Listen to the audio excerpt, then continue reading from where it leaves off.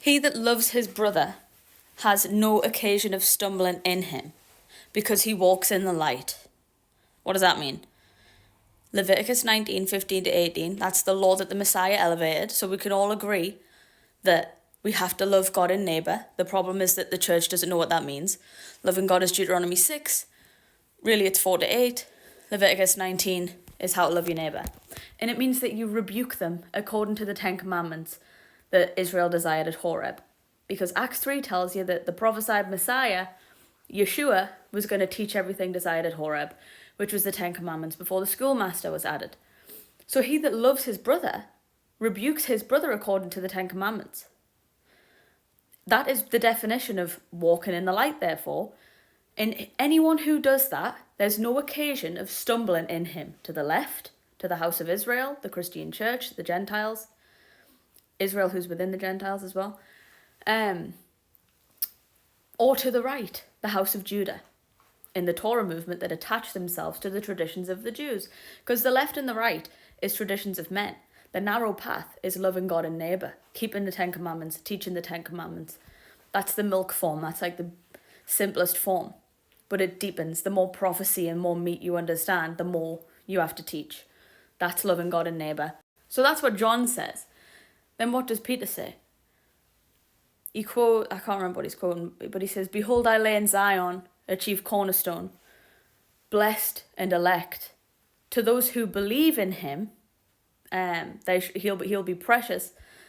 He'll be their rock, and they won't be confounded. But to them who are disobedient," back up. That means that belief and disobedience are opposites. If you believe, you obey. If you have unbelief, you are disobedient. That's what it's saying. It's like interchangeable. But to him who's disobedient stumbles at the word because they're disobedient. Therefore, the Messiah, who is the elect rock, because they love their brother, they understand the refreshing of the covenant, they have the Father's name in their foreheads. Therefore, they understand that the Messiah is Yeshua and not Jesus. And he taught the 10 commandments, and then therefore they have the love of their neighbour and they teach others to do so. Therefore, there's no occasion of stumbling in them because they're not disobeying the word. They're not disobeying Yeshua. And this is going to take you back to Isaiah 8, where it just confirms that there's a left and a right, where the Messiah says, stay on the straight path. And then Proverbs says, don't go to the left or to the right, keep your foot from evil. Evil is sin, which is the traditions of men, which is the thing the Messiah hates, the ways of the Nicolaitans. So when you go back to Isaiah 8, you see that both houses of Israel are going to stumble at the Messiah. That's Israel and Judah. Israel's the left. Ezekiel, lie on your left side for Israel and your right side for Judah. 2 kingdoms. Israel is within the Gentiles. They were booted out of the land for idolatry. Literally, idolatry. 2 Kings 17 to the end of the book. They worshipped the Ashtaroth pole, which is a Christmas tree.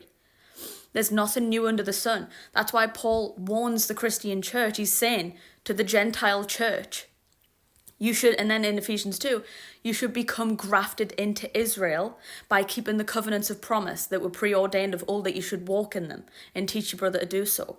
Because in doing so, you'll be grafted into Israel. Because that's why the Messiah even died. He died to give the spirit of truth, to open up the covenant to the Gentiles so that when they would walk in the covenant and obey it, God could dwell with them, and that's Israel springing up like the grass. Paul's talking about Isaiah 44.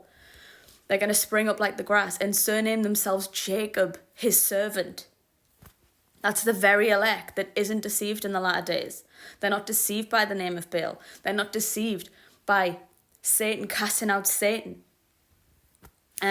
Casting out demons in the name of Beelzebub. They're not deceived by the lying signs and wonders that Satan is allowed to do by Jehovah in the latter days. That's the only time he's allowed to do it, because it's solidifying the strong delusion of the church in Babylon.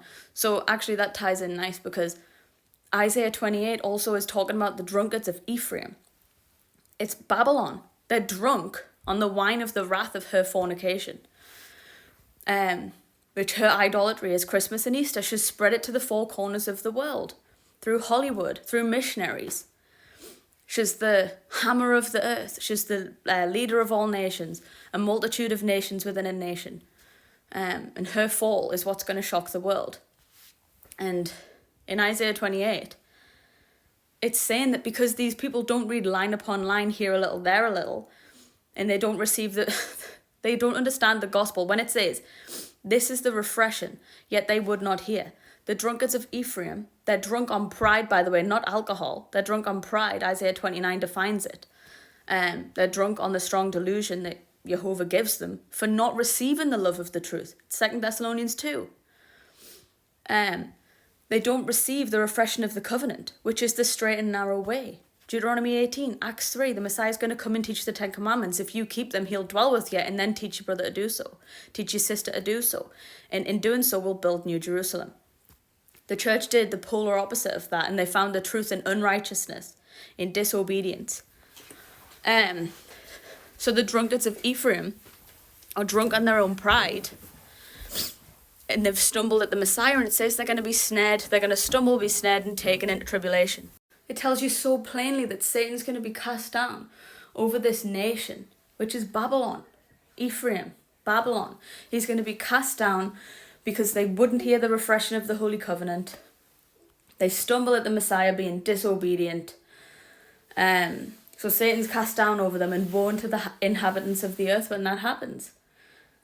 And it even goes back to Matthew 12, when the Pharisees accused Yeshua of casting demons out in the name of Beelzebub, in the name of Baal. And he says, if I do it in the name of Baal, who do your children cast them out by? He's prophesying of the latter days, where the proselytes, the children of hell now, they're going to be casting demons out in the name of Baal because Jehovah allows it to deceive them even further. Because they won't have the love of God in them, so that Yeshua can give them the Father's name in their foreheads. So out of breath. But yeah, it says that a house divided cannot fall. So how can Satan cast out Satan? Well, Jehovah's allowing him. But that house that's divided is going to fall. Because Mystery Babylon have built the house upon the sand. Their rock is not our rock. Our rock is Yeshua, the Messiah that taught the 10 Commandments and told us to teach others to do so, so that we could build the kingdom. Their Messiah is not our Messiah. They've built the house upon the sand, so they're going to fall in the great and terrible day of the Lord, when Satan is cast down over them.